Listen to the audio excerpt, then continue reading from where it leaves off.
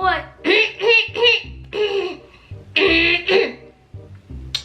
Hai semuanya, balik lagi sama aku. Dan di video kali ini aku bakal membahas 7 wanita pembunuh berantai non berdarah dingin.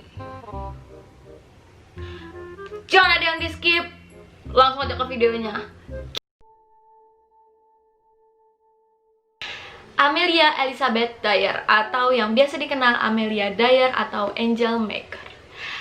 Dyer ini adalah wanita kelahiran pada tahun 1837 dari Inggris, dan dia adalah seorang baby farmer atau orang yang menerima penampungan bayi penitipan bayi ketika orang tuanya sedang bekerja.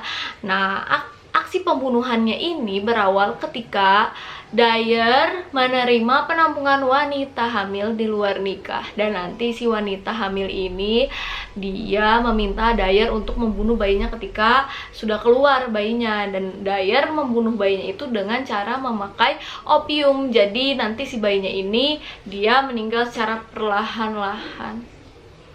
Ini nggak patut dicontoh ya kalian, kalau misalkan ya emang aib gitu ya kalau misalkan hamil di luar nikah, tapi please tanggung jawab, atau enggak seenggaknya si bayinya ini dilahirin dengan selamat dan kasihinlah ke siapa gitu ya, jangan minta dibunuh kayak orang sakit emang.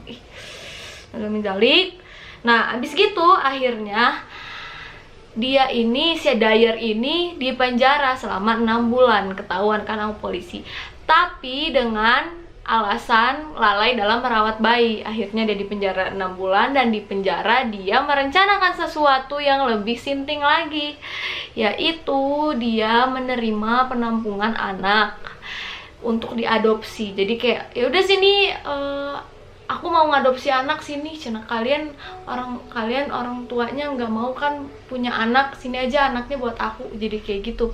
Nah tapi nggak dia rawat, malah dia bunuh si bayinya. Nah abis gitu kayak udah dibunuh, akhirnya si polisi ini menemukan beberapa bukti kayak vaksinasi, perlengkapan bayi dan lain-lain. Berikut mayat bayi di rumah Dyer, dan Dyer ini membuang bayinya ini, ada yang di sungai, ada yang di rumah gitu. Pada akhirnya Amelia Dyer ini terbukti bersalah dan dihukum gantung pada usianya yang ke-58 tahun.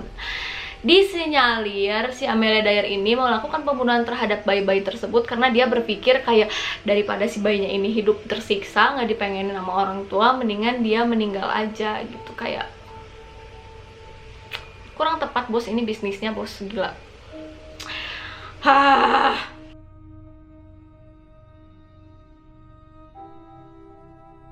Jen Topan, aku nggak tahu gimana cara bacanya, jadi aku panggil Topan aja. Nah, Topan ini adalah wanita kelahiran pada tahun 1850-an. Dia adalah salah satu pembunuh yang paling terkenal pada masa 1890-an di Amerika. Nah, dia adalah perawat. Jadi aksi pembunuhannya ini ketika dia sedang magang di berbagai macam rumah sakit. Gimana cara ngebunuhnya? Awalnya dia ini magang di salah satu rumah sakit di Amerika. Terus dia ngelihat pasien sekarat. Nah, dia ini menganggap pasien sekarat itu meningkatkan gairah seksual si Topan ini. Jadi dia seneng ngelihat pasien yang sekarat itu.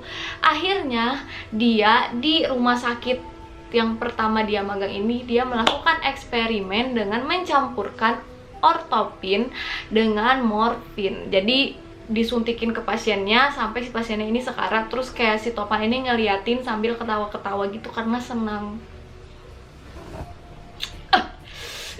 Greget.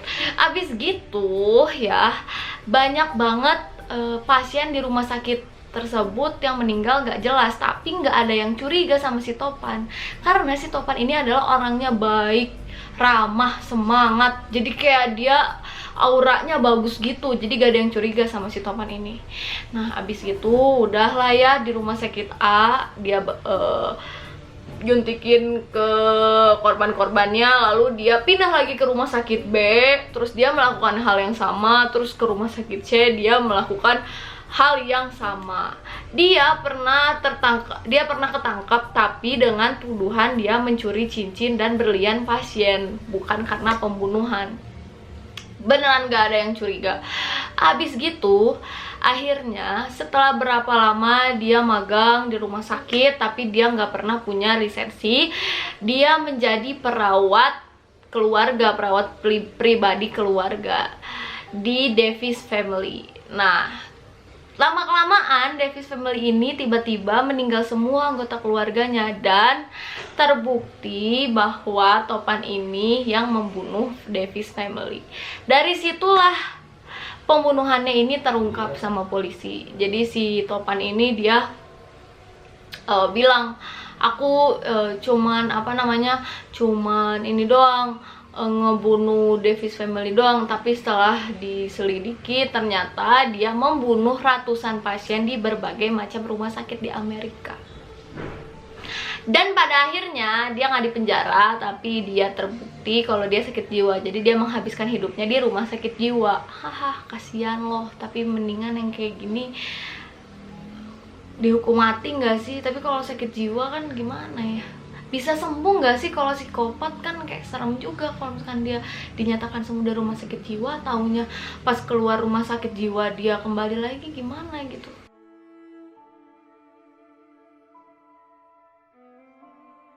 Miyuki Ishikawa. Miyuki Ishikawa adalah seorang bidan dan kepala rumah sakit di Jepang. Dia adalah wanita lulusan terbaik di Universitas Tokyo, Jepang. Nah, berawal dari tahun 1945 ketika Jepang ini mengalami kesulitan ekonomi. Jadi semua warganya ini, orang tua yang memiliki anak, dia tidak sanggup untuk menghidupi anaknya, seperti nyekolahin, terus ngasih makan dan lain-lain. Nah, tiba-tiba si Miyuki Ishikawa ini dia melakukan bisnis, yaitu bisnis pembunuhan bayi. Jadi dengan apa? Dengan jadi dia di rumah sakitnya itu dia menerima orang-orang gak mampu untuk melahirkan secara gratis di rumah sakit dia. Tapi si bayi-bayinya ini bukannya dirawat sama si Miyuki Ishikawa ini, tapi malah pada dibunuhin. Aduh, kasihan banget. Dia udah, waktu itu dia 100 tahun lagi, 100 bayi yang dia bunuh. Dan akhirnya si pegawai-pegawainya pada geram, akhirnya semuanya pada keluar dari rumah sakit si Miyuki ini. Dia nggak sendirian melancarkan aksinya, tapi dia berdua sama suaminya. Nah, lama-kelamaan polisi polisi mengetahui hal tersebut, dan akhirnya dengan proses penyelidikan yang panjang, polisi menetapkan sepasang suami istri si Miyuki Ishikawa dengan suaminya ini bersalah. Tapi si Miyuki Ishikawa ini cuma dihukum 8 tahun dan si suaminya ini cuma dihukum 4 tahun. Aneh juga ya. Kalian tau gak sih kasusnya Junko Furuta yang ada di Nancy Judge atau Nadia Omara?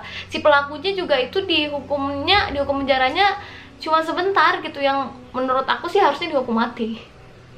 Kalian nonton deh. Aku aneh juga ini kenapa di Jepang si Miyuki Ishikawa dia berencana gitu, itu melakukan perencanaan untuk melakukan pembunuhan, tapi kenapa cuma dihukum 8 tahun sama 4 tahun penjara. Dorothea Puente. Aku gak tahu cara bacanya gimana, jadi aku panggilnya Puente aja. Wanita kelahiran tahun 1929 ini mulai terkenal ketika ada kasus pembunuhan di rumah kos-kosan di California, Amerika Serikat. Jadi awalnya si Puente ini adalah seorang perawat lansia. Ketika dia sudah tua, dia beralih profesi menjadi ibu-ibu kos. Nah, di dalam kos-kosannya ini adalah orang-orang yang bermasalah, kayak yang depresi, terus kayak yang pecandu narkoba, pokoknya yang aneh-aneh aja. Nah, mungkin kayaknya si Puente ini kayak Kabita gitu, ngelihat si pecandu narkoba ngisep narkoba. Akhirnya dia terjunlah ke dunia narkoba.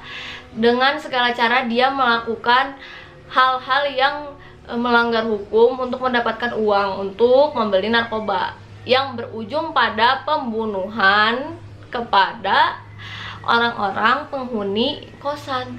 Jadi si orang-orang yang tinggal di kosannya ini dibunuh dan uangnya diambil sama Puente. Si uangnya ini buat beli narkoba. Walah, nenek-nenek ini keren sekali ya. Tidak keren, ini jelek sekali ya.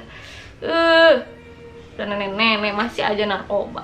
Habis gitu akhirnya polisi menyelidiki kasus pembunuhan ini ketika salah satu penghuni kos ini hilang secara tiba-tiba. Dan ternyata mayatnya ini ada di belakang rumah kos-kosannya.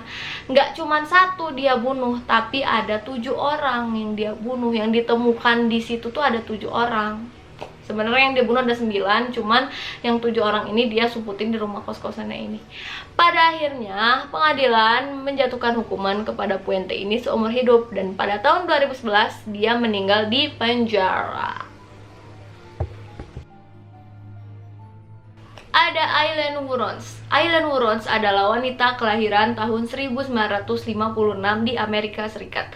Wuornos ini adalah seorang PSK, dan pembunuhan yang dilakukan adalah ketika dia membunuh 7 pria dengan cara ditembak. Ketika ditanya sama hakim kenapa kamu ngebunuh, dia beralasan si 7 pria ini waktu dulunya pernah mencoba memperkosa dia. Jadi dia kayak membela diri dan balas dendam. Nah, habis gitu tetap dengan alasan apapun dia tetap dinyatakan bersalah, dan akhirnya dia dijatuhi hukuman suntik mati dan dieksekusi pada tahun 2002. Jurenze Barraza adalah wanita kelahiran tahun 1957 di Meksiko. Dia adalah seorang pegulat profesional pada saat itu. Tapi pada tahun 2008 dia dinyatakan bersalah atas 40 orang lansia yang meninggal. Nah, habis gitu ketika hakim bertanya, kenapa kamu bunuh lansia semua? Dia jawab, saya melihat lansia itu seperti melihat ibu saya.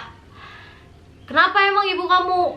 Iya, waktu dulu ibu saya ini pemabuk, dan dulu pas kecil saya dibiarkan diperkosa sama teman-teman ibu saya, dan saya juga dijual sama ibu saya. Jadi saya benci sama ibu saya. Jadi kalau ngeliat lansia saya pengennya ngebunuh.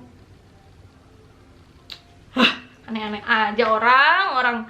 Habis gitu ya, akhirnya setelah dinyatakan bersalah, si Barraza ini dihukum dengan 60 tahun penjara gitu.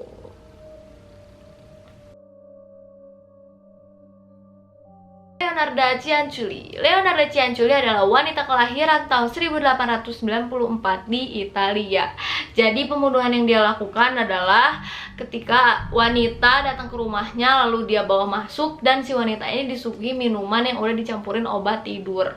Nah, nanti si korbannya ini tidur, dan si Cianciulli ini membunuhnya dengan cara dicincang-cincang, lalu dia jadikan sabun, dan sabunnya ini dibagiin ke tetangga. Wow. Dia mengungkapkan alasan kenapa dia ngebunuh wanita-wanita itu karena dia bermaksud untuk melindungi anaknya dari jauh yang sedang perang. Jadi dia percaya kalau misalkan dia membunuh orang, dia dapat menyelamatkan nyawa anaknya yang lagi perang gitu kan, kayak juga. Jadi pada saat itu dia di sana tuh dia tuh sangat percaya hal-hal seperti itu, guys. Jadi kayak ya udahlah, bodo amat, yang penting anak gue selamat walaupun gue harus ngebunuh orang gitu kan. Nah, atas pembunuhan yang dia lakukan, dia dijatuhi hukuman penjara selama 30 tahun pada tahun 1946. Nah, pada tahun 1976 akhirnya dia meninggal di dalam tahanan wanita. Segitu dulu video dari aku. Menurut kalian, pembunuh wanita mana sih yang paling gini? Yang paling gini? Coba tulis komen di sini ya. Tulis. Jangan lupa subscribe, like, dan share ke teman-teman kalian. Semoga kalian suka, dan aku tahu di video kali ini aku masih banyak kekurangan, maka dari itu aku sangat menerima kritik dari kalian. Tapi kritik membangun ya. Sampai ketemu di video selanjutnya. Bye bye.